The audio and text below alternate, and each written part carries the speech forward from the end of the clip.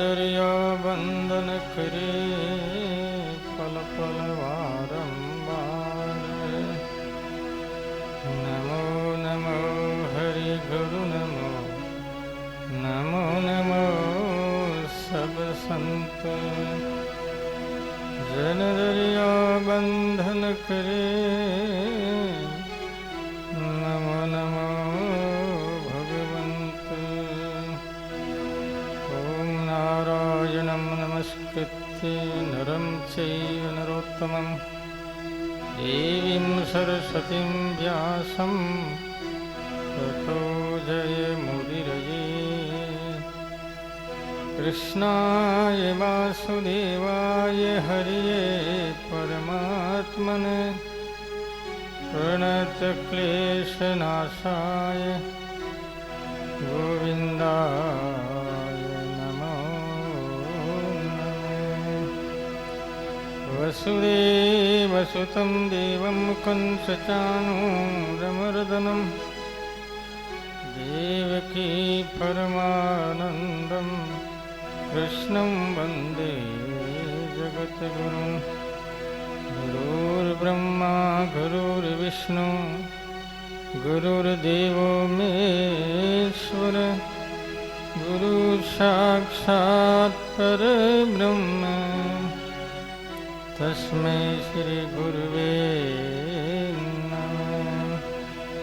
सतगुरु जन दरियाव सही गुरुदेव हमारा। राम राम सुमिराय पतित को पार उतारा।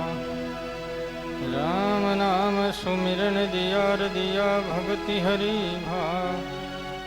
आठ पहर बिसरो मतियों के गुरु दरिया। राम राम राम। अनंत कोटि ब्रह्मांड नायक परात्पर पूर्ण ब्रह्म परमात्मा अखिल भुवनेश्वर पति करुणा वरुणालय अनंत विभूषित विश्वव्यापी राम जी महाराज को प्रणाम करके आचार्य श्री दरिया महाराज एवं अनंत कोटि महापुरुषों को सद्भाव पूर्वक अभिवादन करते हैं। अभिनंदनीय भगवत स्वरूप जिज्ञासु सज्जन वृंद भगवंत भागवत श्री दरिया दिव्य अमृत वाणी रस रसिक महानुभाव प्रिय भाई माता और बहन, कल के पावन प्रसंग पर बोलते हुए अंतिम शब्द को विराम किया, उसी कड़ी को लेकर के आगे बढ़ेंगे। कल ये बताया गया कि संसार का जो स्वरूप है एक उलझा हुआ स्वरूप है, सुलझा हुआ नहीं है। इसकी बनावट ही ऐसी है, इसके बनाने में जो मटेरियल लगा है वो पहले से ही उलझा हुआ ही है। आदि में भी उलझा हुआ है, वर्तमान में भी उलझा हुआ, अंतिम भी उलझा हुआ रहेगा। क्योंकि जिसकी पैदाइश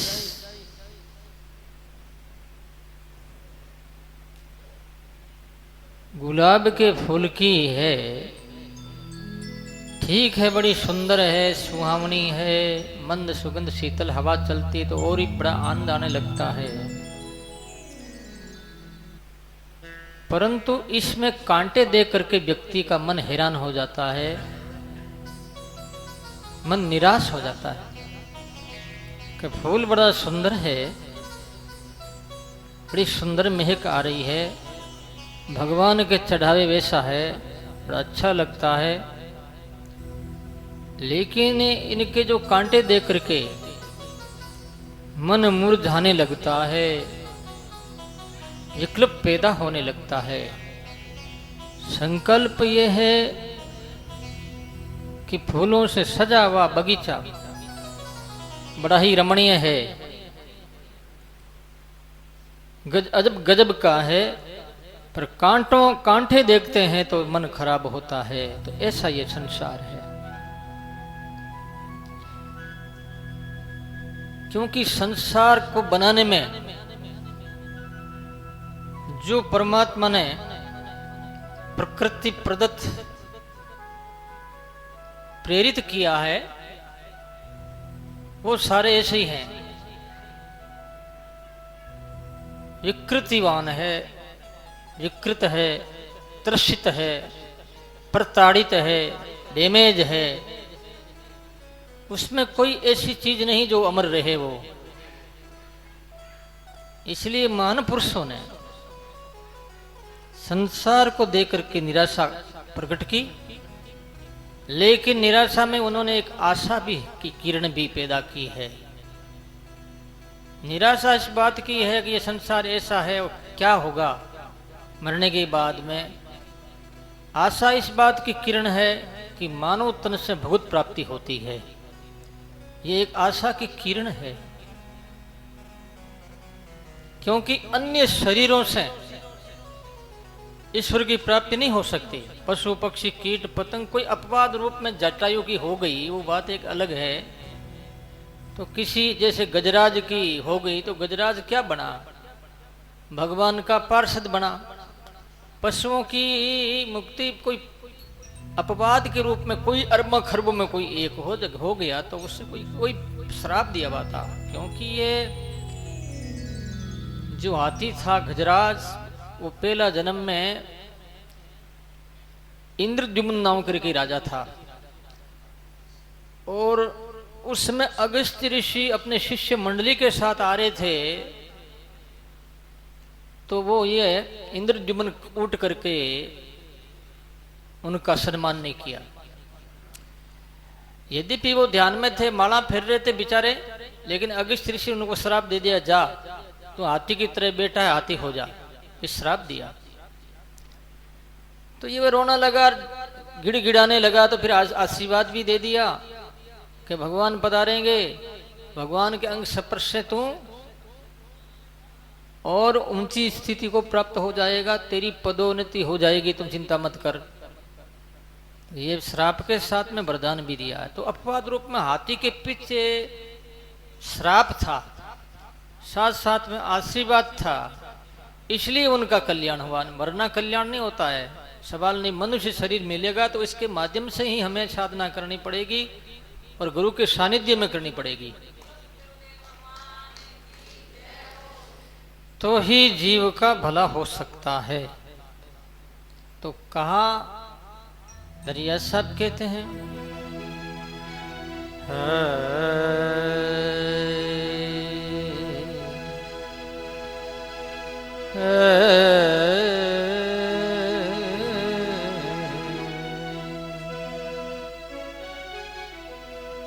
दरस दरिया गेला जगत को क्या कीजे सुलझा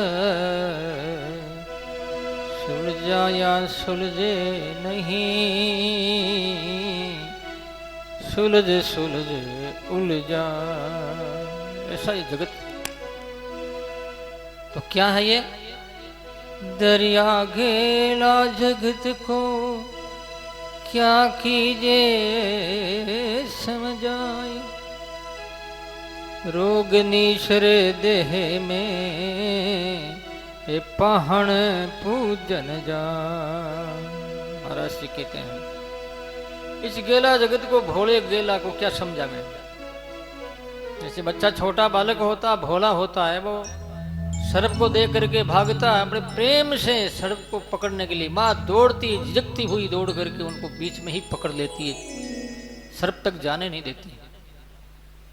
बालक देता कि सर्प एक खिलौना है, एक सुंदर है, कितना अच्छे ढंग से चल रहा है। बच्चा क्या समझे, वो भोला है ना।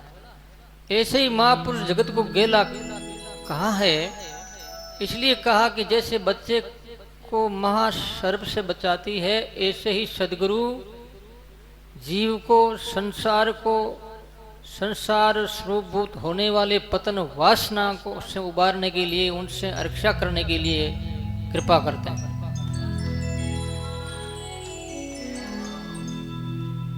लेकिन ये बात कोई समझे तो, कोई समझ जाए तो बेड़ा पार है। फिर महाराज श्री ने कहा कि संसार में एक विशेष रूप से देखा देखी बहुत हो गई। देखा देखी करते हैं।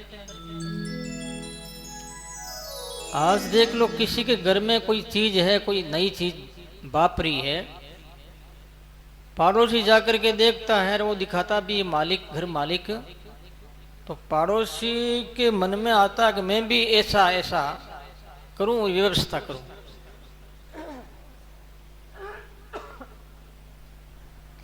मैं भी इसके जैसा करूं। देखा देखी वो भी करता है।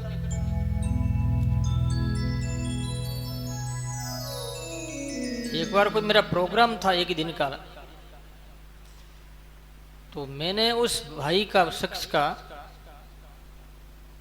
घर देखा था, तो साधारण घर था, मध्यम वर्ग, न ज्यादा गरीब न धनवान, मध्यम क्लास का व्यक्ति था।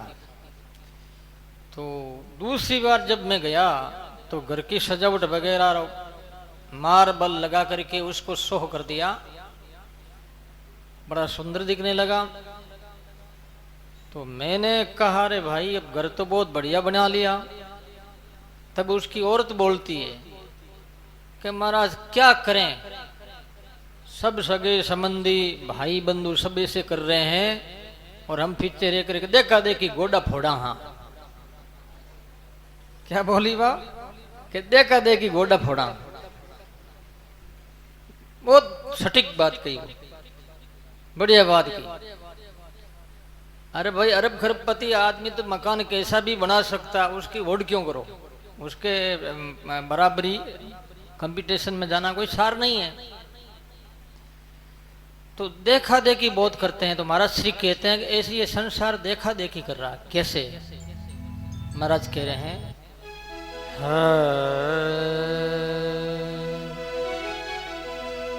दरिया गेला जगत को क्या कीजे समझाए, रोग निसरे देह में तो पत्थर पूजन जाए। पत्थरों को देवता मान करके पूछते हैं। तो कैसा ये संसार? अरे भेड़ गति संसार की, भेड़ गति संसार, हारे गिनहन हाड है, भेड़ गति संसार की, हारे गिनहन हाड है,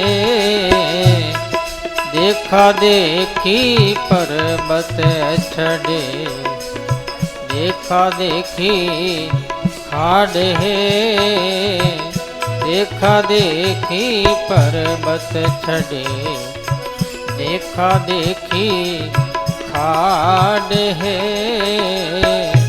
राम ही राम राम है, राम ही राम राम है। बोलिए राम राम है, राम ही राम राम है, राधे राधे श्याम है, सीता सीता राम है, राधे राधे श्याम है, सीता सीता राम है, दरिया दरिया राम है, सतगुरु सतगुरु धाम है, दरिया दरिया राम है, सतगुरु सतगुरु धाम है, ऋण जिनका धाम है, दरिया उनका नाम है, ऋण जिनका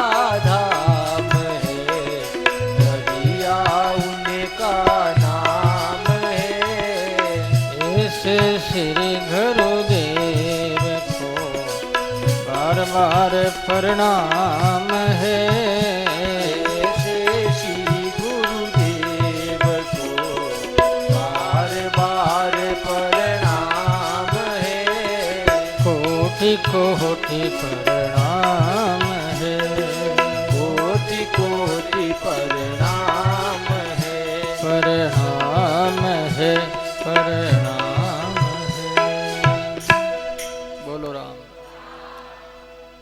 दरिया साहब ने फिर संसारिक वासना में डूबे हुए लोगों के लिए बहुत ही बढ़िया संकेत दिया, संदेश दिया है कि संसार की जो गति है, उनकी जो व्यवस्था है, इनका जो स्वरूप है वो भेड़ गति की तरह है। एक भेड़ होती लल्डी, क्या करती है, कहीं खाड़ में गिर जाती है, सारी भेड़ा भैं भैं करके उस पीछे पीछे चल करके वो सब मर जाती है। भेड़ गति कि उनके है तो हमारे ही हो। अरे कंपटीशन भगवत संबंधित भगवान नाम जाप का, ध्यान का, धारणा का, साधना का होना चाहिए। ध्यान धारणा साधना का कंपटीशन नहीं तो क्या है? कुछ नहीं, कोई सार नहीं। क्या है? भौतिकवाद से कंपटीशन कर लोगे तो क्या मेल को साथ में ले जाएंगे? क्या सजावट साथ चलेगी? क्या सो जो दिख रही है दिखने वाली, क्या ये साथ चलेगी? चीज वो देखा देखी नहीं करके उसी वस्तु को चुनना चाहिए, चिन्हित करके चुनना चाहिए जो हमारे जीवन के लिए, हमारी आत्मा के लिए काम आवे और हमारा पूरा सपोर्ट करे। वो कौन है? राम जी महाराज, सदगुरु, ये दो ही। और वास्तव में बात ये सही है। एक गडरिया ने मुझे बताया था कि हम लोग भेड़ों को चराते चराते गंगा जी के किनारे चले गए। गंगा जी के किनारे एक तीर के ऊपर ऐसी एक ब्रिज लगी हुई थी, तो ब्रिज टूट गई थी। टूटने के वजह से कोई भेड़ जो थी उसने देखा यहाँ रास्ता होगा, वो नीचे गिर गई। नीचे गिर के सारी भेड़ें गिरने लगी। हमने भाग करके मुश्किल से बचाया। ऐसे कह रहा था मुझे, कम से कम मेरे 15-20 लल्डी भेड़ें खत्म हो गई। देखा देखिए, देखा देखी भगवत भजन का करो, देखा देखी साधना हो, देखा देखी सत्संग हो, देखा देखी धर्म के कार्य हो, देखा देखी अनुष्ठान हो, ये सही है। बाकी सारी दुनिया ही डूब रही है। क्या है? जिंदगी को बर्बाद करना है, मिले हुए मानव तन को नष्ट करने के बराबर है। शरीर मिला नहीं मिला जैसे ही है। और भी खोटा अपराध पाप करके पाप की गुंडड़ी बांध करके सिर पे धर करके जाएंगे, उसे क्या फायदा? क्या परिणाम अच्छा मिलेगा? नहीं, बहुत बुरा परिणाम हो जाएगा। तो महाराज कहते हैं कि देखा देखी पर्वत चढ़े, पर्वत पर कोई गलड़ी चढ़ी, भेड़ चढ़ गई, तो दे उनके पीछे भेड़े चढ़ेगी।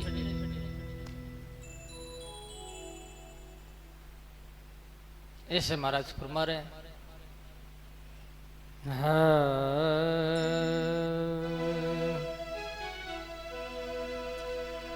दरिया सो अंधा बिचे,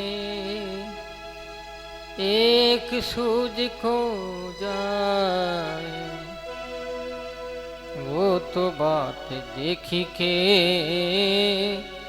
वांखे नाई रा। ये देखा देखी, इसे कहते हैं अज्ञान की कट्टरता।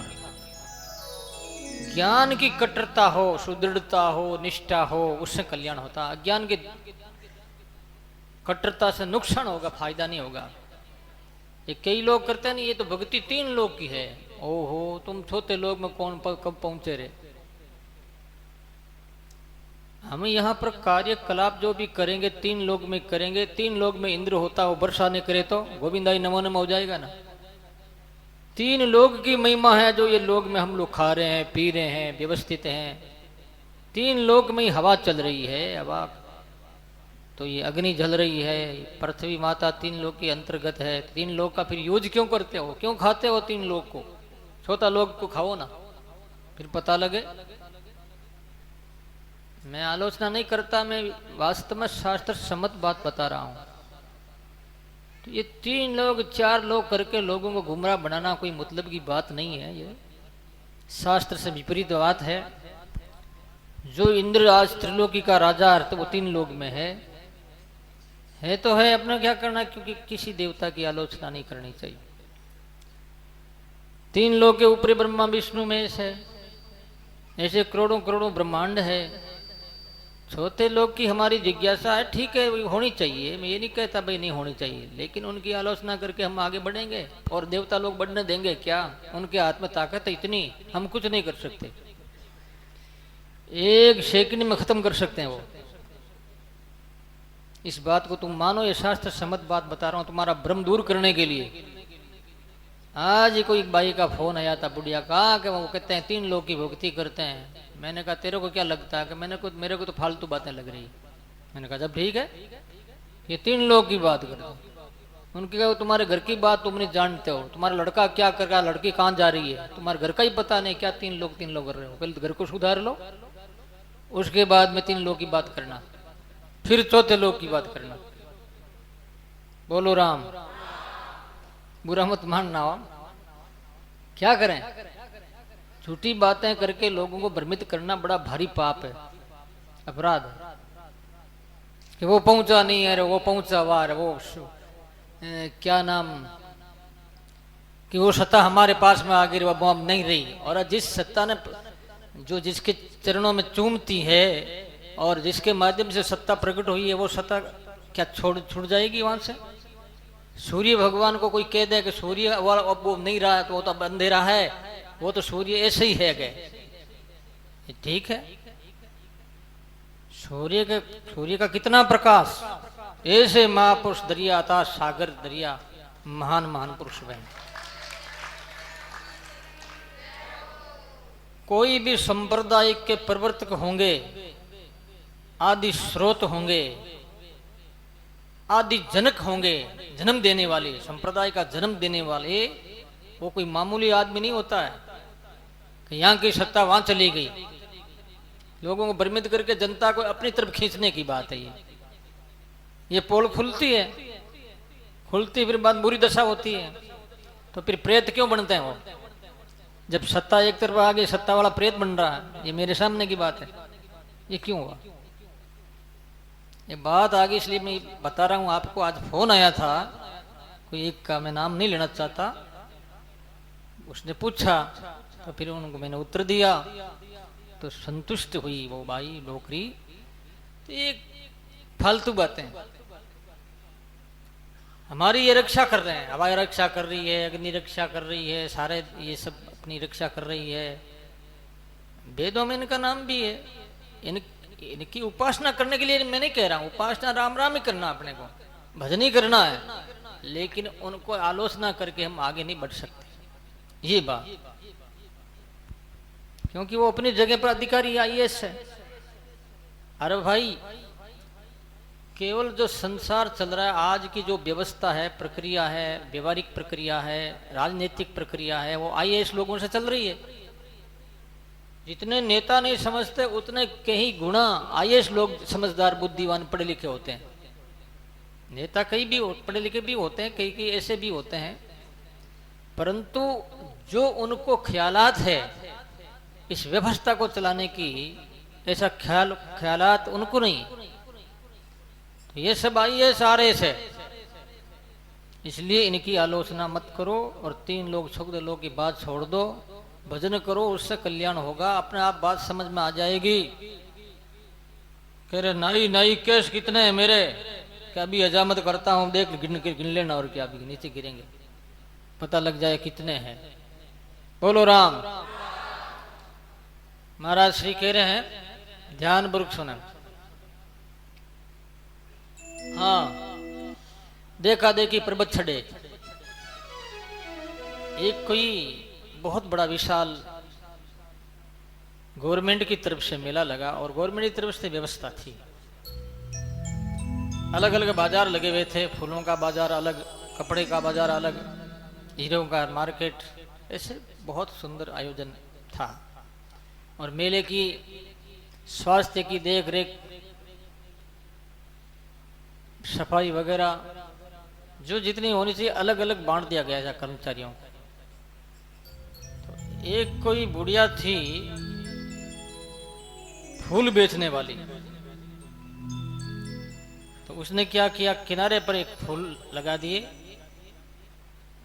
ढेर का ढेर कर दिया। बूढ़ी थी, शरीर है मलमूत्र का शरीर है ये, तो बेचारी हाजत हो गई, तो वहीं वो जो है अपना वो कर लिया।